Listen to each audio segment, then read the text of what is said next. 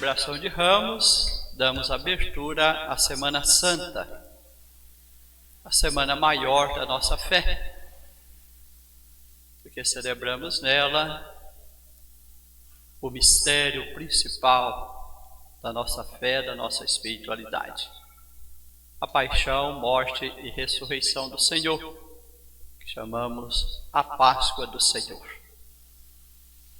Durante essa semana vamos nos unindo a Cristo passo a passo, dia a dia. Que seja um tempo favorável para um cuidado maior com a nossa espiritualidade, para uma mais intensa vida de oração e para visitarmos com maior reverência os textos bíblicos na forma de leitura orante. Rezar em casa, rezar em família, rezar pessoalmente. Esses dias são dias favoráveis para visitarmos toda a vida de Jesus. Uma mística bonita para esta semana, nos convoca a imolarmos a Deus durante esta semana, oferecendo a Ele, durante esta semana, todos os nossos atos, dia a dia. Essa semana nós somos chamados a viver. Jesus se imola por nós na cruz. Vamos oferecer também a nossa imolação. A nossa imolação dessa semana é oferecer a Deus cada dia dessa semana unido a Cristo. Oferecer a Cristo durante essa semana todos os nossos atos unidos a Cristo, imitando com nossas dores a sua paixão. E lembrando todos aqueles que estão na dor, por várias razões e de maneira muito particular, devido a esse contexto da pandemia. Quantos nesses dias são chamados a unir as suas dores à paixão de Cristo? Unindo nossas dores à sua paixão. Honrando com o nosso sangue o seu sangue. E que o sangue que corre na nossa veia, que nos mantém vivo, seja consagrado ao Senhor. Precisamos nos consagrar ao Senhor por inteiro e não levar uma espiritualidade superficial, mas uma espiritualidade que nos toma por inteiro a partir do nosso sangue, unindo a Ele o nosso sangue, unindo o nosso sangue ao seu sangue, ao sangue derramado na cruz, e subirmos corajosamente a sua cruz. Não é fácil. Cristo se colocou em nosso lugar na cruz. E se for para nós nos colocarmos no lugar dele na cruz? Reverenciamos Cristo que se colocou em nosso lugar na cruz. Mas somos capazes de nos colocar na cruz em lugar de quem? Às vezes o egoísmo, o individualismo, o mundo fechado em nós mesmos, não nos deixa enxergar nem ver a dor de ninguém. E não vamos para a cruz nem no lugar de Cristo, nem no lugar daqueles com os quais ele se identifica em Mateus 25. Irmos corajosamente com ele à cruz. Essa é uma espiritualidade do século IV da nossa... Não sei se é Inácio de Nazianzo. Um texto rico da espiritualidade da igreja, os místicos. É muito bom nesses dias buscarmos essas fontes mais profundas da nossa fé. E os místicos nesses dias colocam nas orações da igreja hinos. Eles começam a refletir, vai aprofundando a reflexão, começa a meditar, vai aprofundando na meditação, começa a contemplar. E começam a saudar Cristo na cruz. Dali saem poesias, orações profundas, saudando a cruz de Cristo, saudando o sangue de Cristo derramado, saudando o Cristo que se entregou para nós, por nós, dizendo que a cruz é o leito de Cristo, né, um leito de sofrimento, mas que a cruz pelo menos oferecesse ele, saindo da sua dureza, um pouco de conforto. Isso é coisa dos místicos. É quem profundamente começa a dialogar com a cruz de Cristo, dizendo da dignidade da cruz em receber Cristo ali, derramando o seu sangue e nos dando a salvação. Começa a falar da árvore do paraíso pela qual entrou o pecado do mundo e da árvore da cruz pela qual Cristo nos redimiu. Semana Santa é tempo de espiritualidade profunda. Esqueça a barulheira do mundo, esqueça o comer e beber demais. É hora de recolher, não é hora de banquetear, não. Semana Santa é de jejum, penitência, austeridade, algum sacrifício, algo que nos amadurece na espiritualidade. Não podemos viver como São Paulo diz, cuidando mais do estômago do que da espiritualidade. Hoje nós estamos vivendo um tempo assim. As pessoas passam o fim de semana não é cuidando da espiritualidade, é cuidando do estômago, comendo e bebendo. Quanta gente vai passar a Semana Santa cuidando do estômago, comendo e bebendo, às vezes sem nenhum tempo de oração mais verdadeiro. A Semana Santa é uma semana privilegiada para a nossa fé, para a nossa espiritualidade. É uma semana riquíssima, é a semana maior em todos os sentidos. Somos chamados a tirar dela o maior proveito. O salmista nos diz: ó porta, levantai vossos frontões, a fim de que o Rei da Glória possa entrar. Nessa abertura da Semana Santa, com o Domingo de Ramos, queremos repetir a voz do salmista, deixar ela ressoar em nós. Se já temos uma vida espiritual intensa, já tem uma porta aberta para Cristo na nossa vida, o que é que o salmista está dizendo? Nesse momento, alarguem-se as portas, elevem-se os frontões, que a porta se torne mais larga, para Cristo entrar com sua graça e sua redenção. Então, Semana Santa é para isso, é para alargar mais as portas da espiritualidade.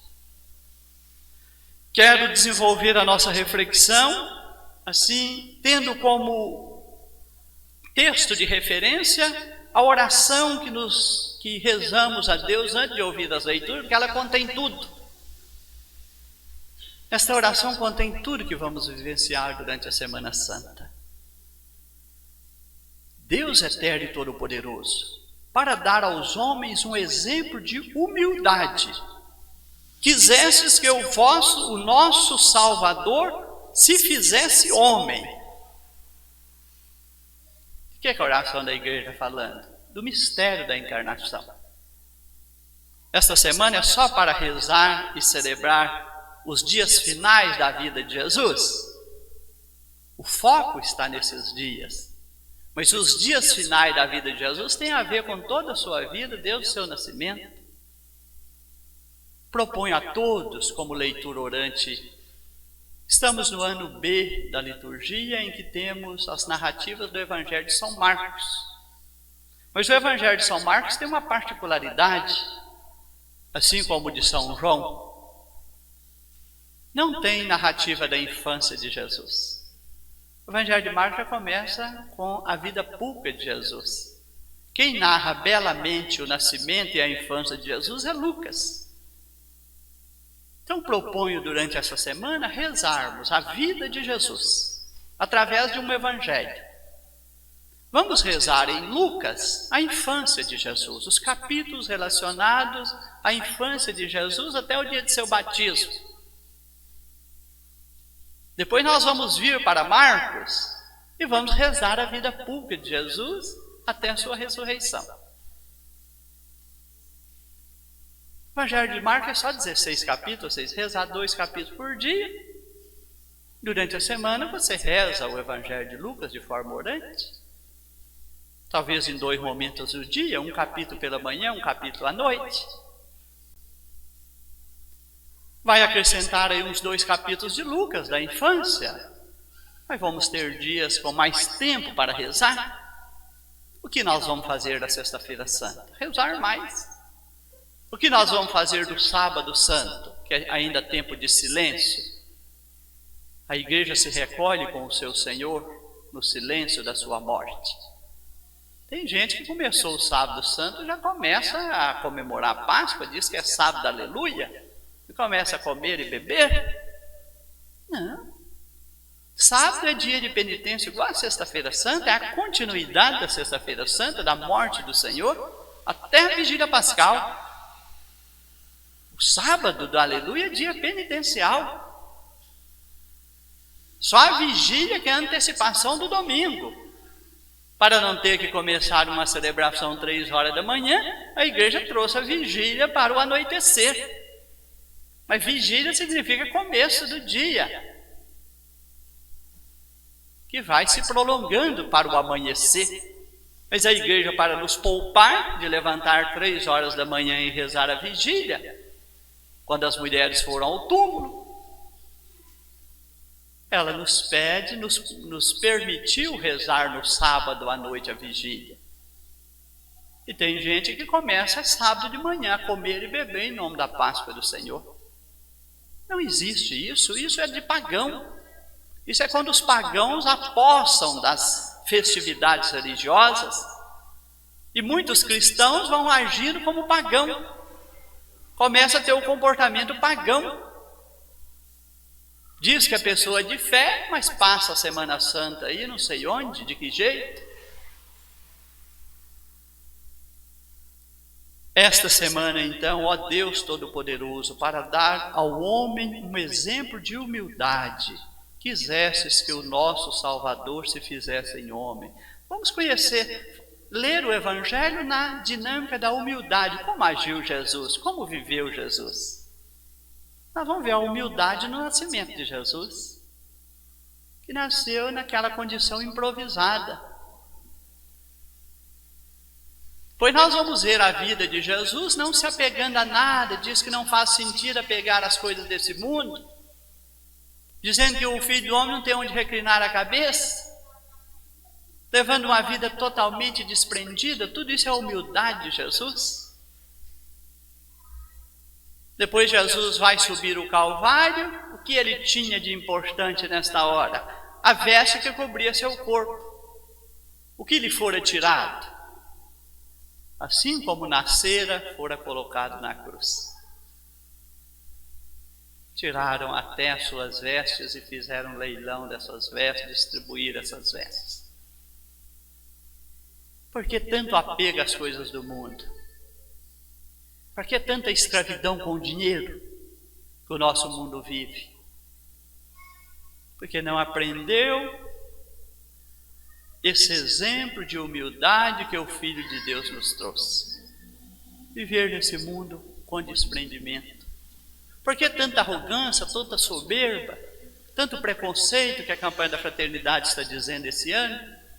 Falta de diálogo, arrogância, polarizações, falta de humildade, porque quando não se tem humildade não tem diálogo. Quando não tem diálogo tem afronta. As pessoas agridem umas às outras, por quê? Por falta de humildade.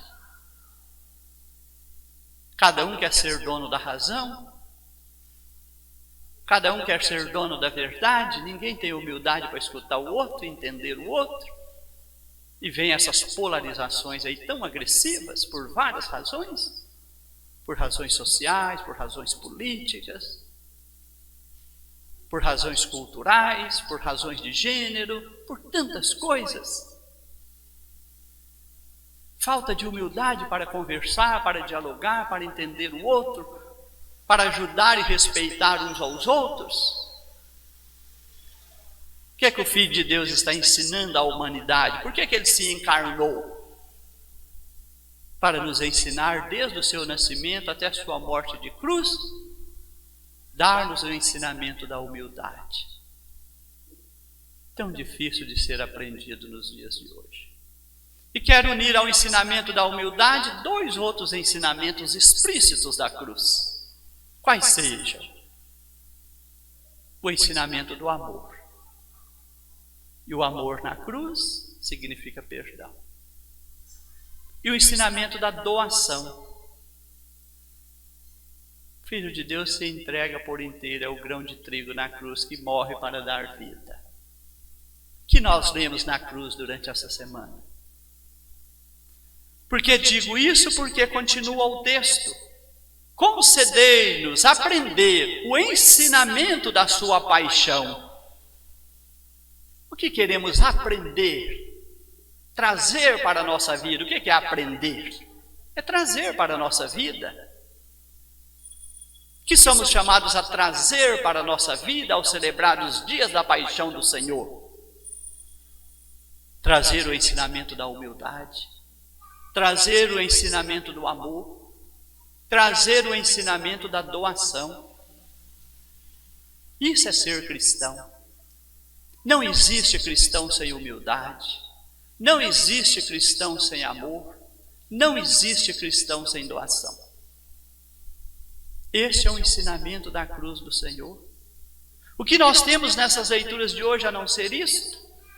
O que falou a primeira leitura do servo de Javé, que se mostrou manso nos momentos mais difíceis e de maior provação, quando recebeu até cusparada no seu rosto, bofetadas e tudo mais. O que falou a segunda leitura, sendo de condição humana, não fez do ser igual a Deus uma usurpação, não buscou grandezas, nem por razão de ser o Filho de Deus e nem pela condição humana que assumiu. Esvaziou-se a si mesmo, fazendo-se obediente até a morte, morte de cruz. Olha a lição da humildade, do amor e da doação. E o que nos pede esta leitura aos Filipenses, esse hino belíssimo, cristológico, para que ao nome de Jesus todo joelho se dobre. Como estão nossos joelhos? Como estão nossos joelhos? Será que tem algum calo de tanto ficarmos enjoelhados em oração? Por que as pessoas estão tão soberbas, tão arrogantes, tão briguentas, tão odiosas? Por quê? Os joelhos não dobram mais. São poucos os joelhos que dobram para a oração. Poucos os joelhos que dobram. Peço aos pais, ensine suas crianças, crie na sua casa um ambiente de oração, coloque ali a palavra de Deus, o crucifixo, faça uma oração profunda.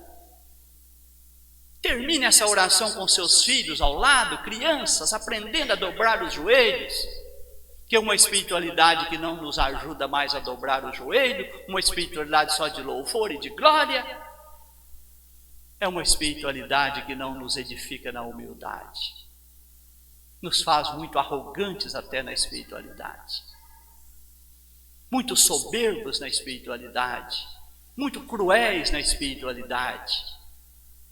Tem gente que reza muito, mas vive condenando os outros, vive jogando pedra nos outros, vive agredindo os outros. Que espiritualidade que é esta? Cadê a espiritualidade da humildade? Cadê a espiritualidade do amor? Cadê a espiritualidade da doação? Esse povo me louva com os lábios, mas seu coração está longe de mim. Isso é uma espiritualidade superficial, que traz a pessoa ao templo para louvar com a boca, mas a vida dela, as atitudes. Por isso nós começamos com aquela mística tão importante de nos unirmos a Cristo na imolação. Imolar a Ele todo o nosso ser. Imolar a Ele todo o nosso ser, todo dia, todas as nossas ações. Quando chegamos no templo, chegamos com o nosso testemunho de vida e de fé para louvar a Deus. Eu sempre tenho que perguntar isso: o que estou trazendo ao templo como oferenda ao Senhor? A oferenda que mais conta ao Senhor não é a oferenda dos dons materiais, mas é a oferenda espiritual da nossa vida de fé. Para imolar, que o Cristo se imola por nós a cada Eucaristia celebrada. Nós nos unimos a Ele nesta imolação, consagrando a Ele todas as nossas ações. Não é consagrando a Ele só o momento de oração, mas todas as nossas ações, unindo a Ele o nosso sangue, subindo com Ele a cruz, corajosamente. Isso é uma espiritualidade mais profunda, mais intensa, mais total, que nos envolve por inteiro. E assim nós entramos com Cristo nessa narrativa da paixão. Aqui temos a narrativa breve, a longa toma 2 capítulos. Desde o momento em que Jesus decide, naqueles dias que vão acontecer a Páscoa dos judeus, ele também vai comer a Páscoa e começa a falar da sua Páscoa, que vai suplantar, substituir. Aquela é figura, é prenúncio. A de Jesus é que vai levar à plenitude essa antiga Páscoa. E começa comendo o cordeiro, e ele se tornará cordeiro da nova Páscoa e se entregará para nessa nova Páscoa. Vai derramar o seu sangue, que na antiga Páscoa era de cordeiro, agora ele é o cordeiro que derrama seu sangue. E a partir dessa Páscoa, desta ceia, vai acontecendo ali a mulher que lava os pés de Jesus, vai acontecendo a conversa de Jesus sobre a traição, vai acontecendo o Judas que decide trair, vai acontecendo Judas que volta para com os que vão prender Jesus, depois que entra aqui. É a riqueza da narrativa, para a eterna memória. Fazer isso em memória de mim. Celebramos para que de geração em geração essa memória seja atualizada, celebrando, torna-se presente. O domingo de Ramos hoje torna-se presente o dia que Jesus foi preso, como se dera naquele dia, naquele tempo. E para a eterna memória, a criança, o adolescente de hoje aprende com sua família.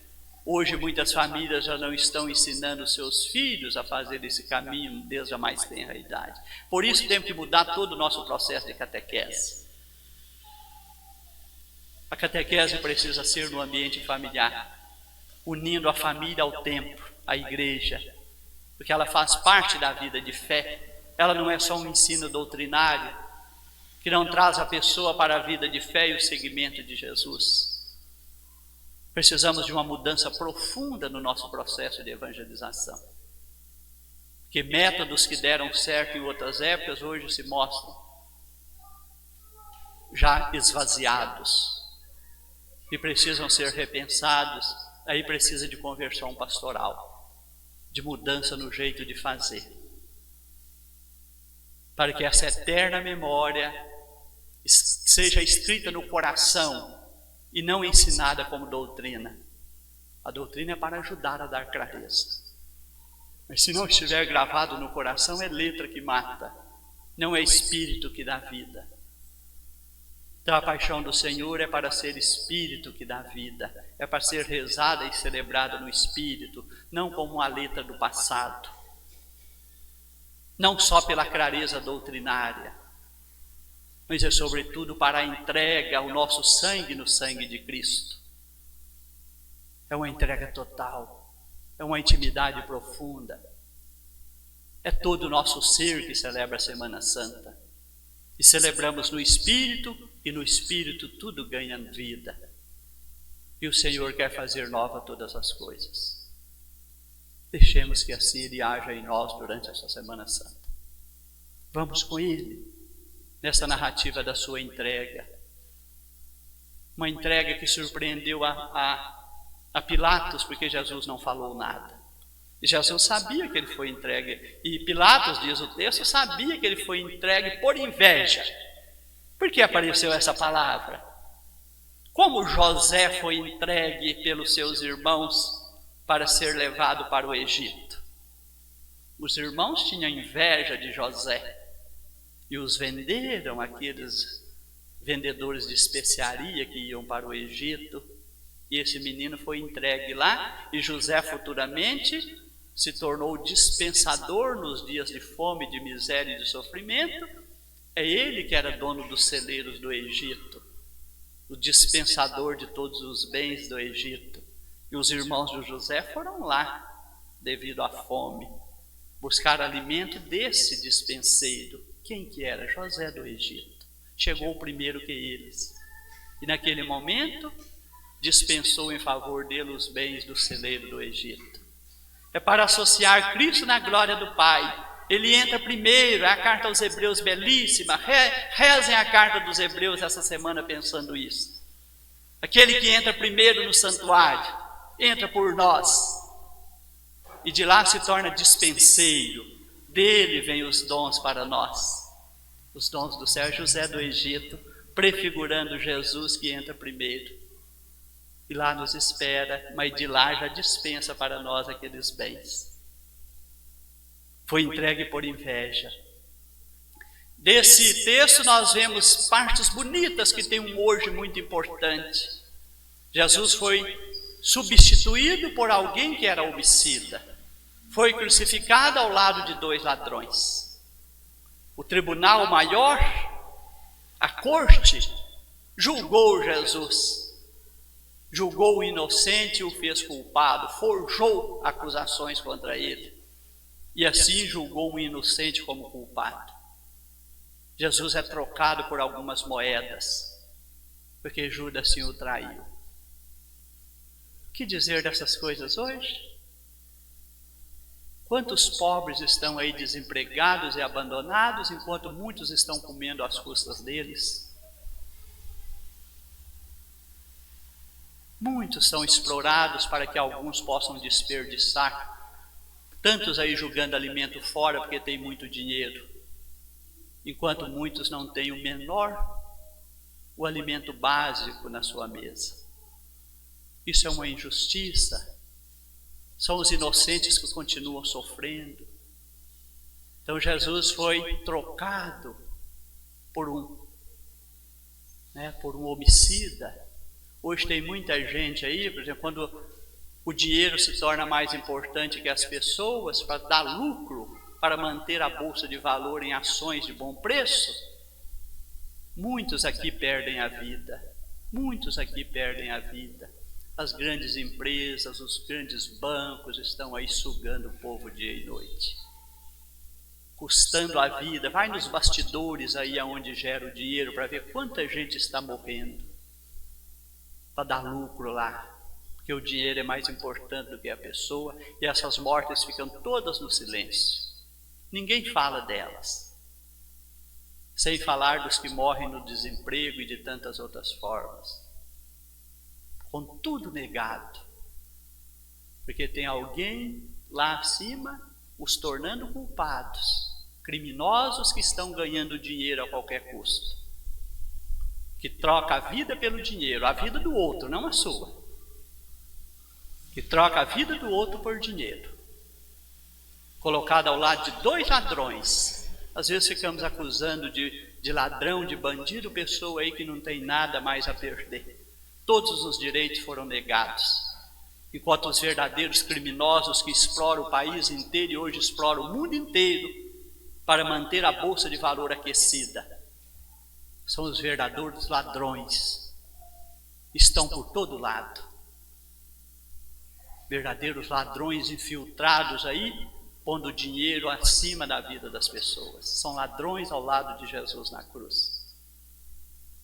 É a atualidade da palavra, no ontem e no hoje.